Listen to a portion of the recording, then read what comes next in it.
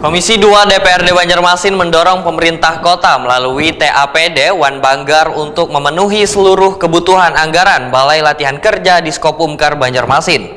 Ini dinilai penting agar potensi wan minat warga yang ingin mengikuti berbagai pelatihan dapat terakomodasi secara maksimal.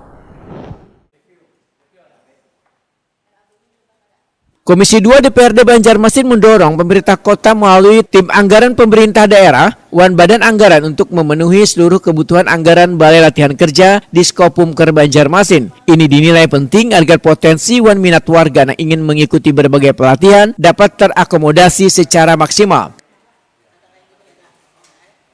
Ketua Komisi 2 DPRD Banjarmasin Muhammad Faisal Haryadi wetokuni Prima TV di sela-sela kunjungan lapangan ke Balai Latihan Kerja Diskopumkar Banjarmasin jelang tengah hari Senin 11 Agustus 2025 memandangkan sejumlah peralatan canggih di BLK belum termanfaatkan secara optimal akibat keterbatasan anggaran. Dapat dibayangkan peralatan modern hanya terpakai 33 hari untuk satu angkatan dalam setahun. Seharusnya dapat digunakan hingga 8 angkatan jika anggarannya disediakan. Ini sangat berpengaruh untuk mengurangi pengangguran di Banjarmasin karena peluang usaha yang dihasilkan sangatlah besar.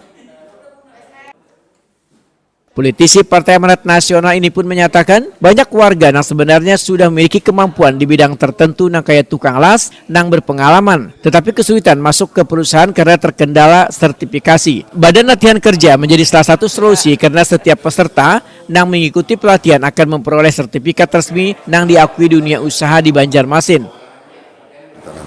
Nah, kami berharap bahwa kepala terkait BLK ini khususnya mengenai anggaran struktur dan sebagainya ini di 2026 bisa difulkan oleh pemerintah kota sehingga seluruh minat kemudian potensi-potensinya pembuatan roti inilah masak dan sebagainya itu juga menjadi minat.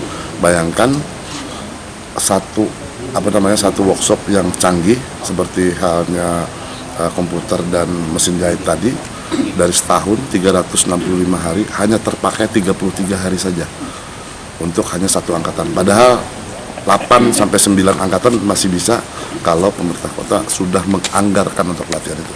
Untuk mengurangi pengangguran berarti tidak boleh? Sangat tinggi.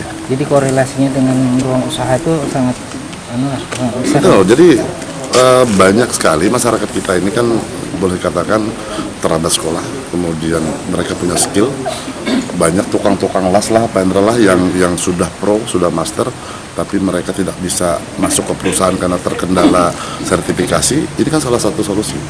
Pada saat masuk ke sini, mereka dapat sertifikasi yang diakui oleh dunia usaha di Banjarmasin.